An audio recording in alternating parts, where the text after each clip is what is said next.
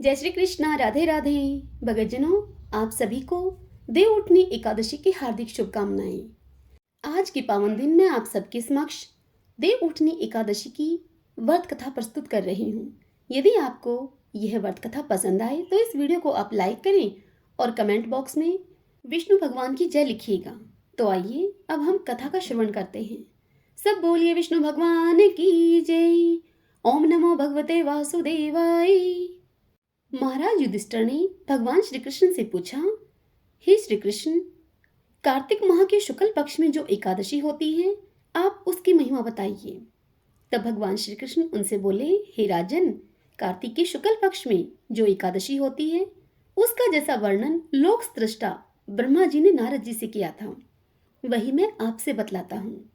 नारद जी ने ब्रह्मा जी से कहा कि पिताजी, जिसमें धर्म कर्म में प्रवृत्ति कराने वाले भगवान गोविंद जागते हैं, उस प्रबोधनी एकादशी का आप महात्म्य बतलाइए। तब ब्रह्मा जी नारद जी से बोले कि हे मुनि श्रेष्ठ, प्रबोधनी का महात्म्य पाप का नाश, पुण्य की वृद्धि तथा उत्तम बुद्धि वाले पुरुषों को मोक्ष प्रदान करने वाला है। समुद्र से लेकर सरोवर तक जितने भी तीर्थ हैं, वे सभी अपने महात्म्य की तभी तक गर्जना करते हैं जब तक कि कार्तिक मास में भगवान विष्णु की प्रबोधनी एकादशी की तिथि नहीं आती। प्रबोधनी एकादशी को एक ही उपवास कर लेने से मनुष्य 1000 अश्वमेध तथा 100 राजसूय यज्ञ का फल पा लेता है। हे बेटा नारद, जो दुर्लभ है, जिसकी प्राप्ति असंभव है तथा जिसे त्रिलोकी में किसी ने भी नहीं देखा है, ऐसी वस्तु के लिए भी याचना करने पर प्रबोधनी एकादशी उसे देती है। भक्ति पूर्वक उपवास करने पर मनुष्यों को हरि प्रबोधनी एकादशी ऐश्वर्य, संपत्ति, उत्तम बुद्धि, राज्य तथा सुख प्रदान करती है। मेरु पर्वत के समान जो बड़े बड़े पाप हैं, उन सबको यह पाप नाशनी प्रबोधनी एक ही उपवास से भस्म कर देती है। पहले के हजारों जन्मों में जो भी पाप किए गए हैं, उन्हें प्रबोधनी की रात्रि का जागरण रुई की ढेरी के समान भस्म कर डालता है। जो लोग प्रबोधनी एकादशी का मन से ध्यान करते तथा जो इसके व्रत का अनुष्ठान करते हैं, उनके पितृ नरक के दुखों से छुटकारा पाकर भगवान विष्णु के परम धाम को चले जाते हैं। हे नारद, अश्वमेध यज्ञ आदि यज्ञों से भी जिस फल की प्राप्ति कठिन है, वह प्रबोधनी एकादशी को जागरण करने से अनायास ही मिल जाता है। संपूर्ण तीर्थों में नहाकर स्वर्ण और पृथ्वी का दान करने से जो फल मिलता है, वह फल श्री हरि के निमित्त जागरण करने से मनुष्य प्राप्त कर लेता है। जैसे मनुष्यों के लिए मृत्यु अनिवार्य है, उसी प्रकार धन संपत्ति मात्र भी क्षण भंगुर है। ऐसा समझकर एकादशी का व्रत करना चाहिए। तीनों लोकों में जो कोई भी तीर्थ संभव है, वे सब प्रबोधनी एकादशी का व्रत करने वाले मनुष्य के घर में मौजूद रहते हैं। कार्तिक की हरि प्रबोधनी एकादशी पुत्र तथा पौत्र प्रदान करने वाली है। जो प्रबोधनी को उपासना करते हैं, वही मनुष्य ज्ञानी है, वही मनुष्य योगी है, वही तपस्वी और जितेंद्रिय हैं तथा उसी को भोग और मोक्ष की प्राप्ति होती है। बेटा नारद, प्रबोधनी एकादशी को भगवान विष्णु के उद्देश्य से मनुष्य जो स्नान, दान, जप और होम करता है, वह सब अक्षय होता है। जो मनुष्य उस तिथि को उपवास करके भगवान माधव की भक्ति पूर्वक पूजा करते हैं, वे 100 जन्मों के पापों से छुटकारा पा जाते हैं। इस व्रत के द्वारा देवेश्वर जनार्दन को संतुष्ट करके मनुष्य संपूर्ण दिशाओं को अपने तेज से प्रकाशित करता हुआ श्री हरि के बैकुंठ धाम को जाता है। प्रबोधनी को पूजित होने पर भगवान गोविंद मनुष्यों के बचपन, जवानी और बुढ़ापे में किए हुए 100 जन्मों के पापों को, चाहे वे पाप अधिक हों या कम, सब पापों को धो डालते हैं। अतः सर्वथा प्रयत्न करके संपूर्ण मनोवांछित फलों को देने वाले देवादिदेव जनार्दन की उपासना करनी चाहिए। हे बेटा नारद, जो भगवान विष्णु के भजन में तत्पर होकर कार्तिक में पराये अन्न का त्याग करता है, वह चंद्रायण व्रत का फल पाता है।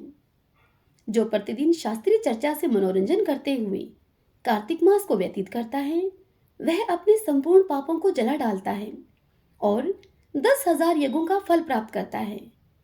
कार्तिक मास में शास्त्रीय कथा के कहने और सुनने से भगवान मधुसूदन को जैसा संतोष होता है, वैसा उन्हें यज्ञ, दान और जप आदि से भी नहीं मिलता है। जो शुभ कर्म परायण पुरुष कार्तिक मास में एक या आधा श्लोक भी भगवान विष्णु की कथा को बांचते हैं, उन्हें 100 गौदान का फल मिलता है। हे महामुनि नारद, कार्तिक में भगवान केशव के सामने शास्त्र का 100 अध्याय तथा श्रवण करना चाहिए। हे मुनि श्रेष्ठ, जो कार्तिक में कल्याण की प्राप्ति के लोभ से श्री हरि की कथा का प्रबंध करता है, वह अपनी 100 पीढ़ियों को तार देता है। जो मनुष्य सदा नियम पूर्वक कार्तिक मास में भगवान विष्णु की कथा को सुनता है, उसे सहस्त्र गौदान का फल मिलता है। जो मनुष्य प्रबोधिनी एकादशी के दिन श्री विष्णु की कथा का श्रवण करता है, उसे 7 द्वीपों से युक्त पृथ्वी दान करने का फल प्राप्त होता है। हे मुनि श्रेष्ठ, जो भगवान विष्णु की कथा को सुनकर अपनी शक्ति के अनुसार कथावाचक की पूजा करता है, उन्हें अक्षय लोक की प्राप्ति होती है। हे नारद, जो मनुष्य कार्तिक मास में भगवत संबंधी गीत और शास्त्र विरोध के द्वारा समय बिताता है, उस पुरुष की पुनरावृत्ति मैंने नहीं देखी है। हे मुने, जो पुण्य आत्मा पुरुष भगवान के समक्ष गान, नृत्य, वाद और श्री विष्णु की कथा करता है, वह तीनों लोगों के ऊपर विराजमान होता है। हे मुनि श्रेष्ठ, कार्तिक की प्रबोधिनी एकादशी के दिन बहुत से फल फूल, कपूर, अर्गजा और कुमकुम के द्वारा श्रीहरि की पूजा करनी चाहिए। एकादशी आने पर धन की कंजूसी नहीं करनी चाहिए, क्योंकि उस दिन दान आदि करने से असंख्य पुण्य की प्राप्ति होती है। प्रबोधिनी को जागरण के समय शंख में जल लेकर फल तथा नाना प्रकार के द्रव्यों के साथ श्री जनार्दन को अर्घ देना चाहिए। संपूर्ण तीर्थों में स्नान करने और सब प्रकार के दान देने से जो फल मिलता है, वही प्रबोधिनी एकादशी को अर्घ्य दान करने से करोड़ गुना होकर प्राप्त होता है।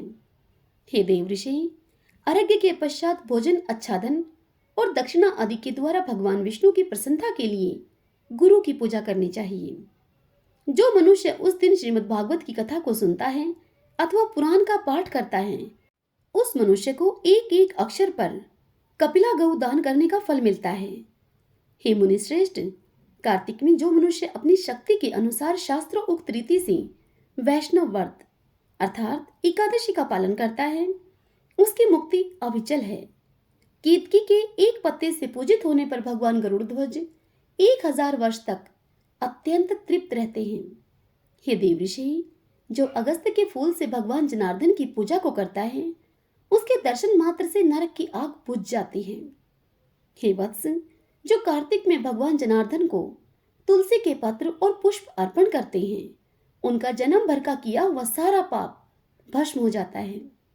हे मुनि, जो प्रतिदिन दर्शन, स्पर्श, ध्यान, नाम कीर्तन, सत्वन, अर्पण, सेचन, नित्य पूजन तथा नमस्कार के द्वारा तुलसी में 9 प्रकार की भक्ति करते हैं, वे मनुष्य कोटि सहस्त्र युगों तक पुण्य का विस्तार करते हैं।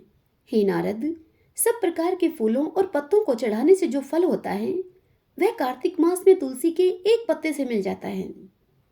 कार्तिक आया हुआ देखकर प्रतिदिन नियम पूर्वक तुलसी के कोमल पत्तों से महाविष्णु श्री जनार्दन का पूजन करना चाहिए।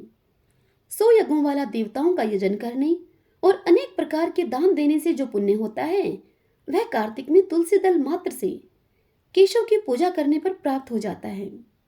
हरिओम तत्सत। सब बोलिए विष्णु भगवान की जय। ओम नमो भगवते वासुदेवाय। जय श्री कृष्ण। राधे राधे।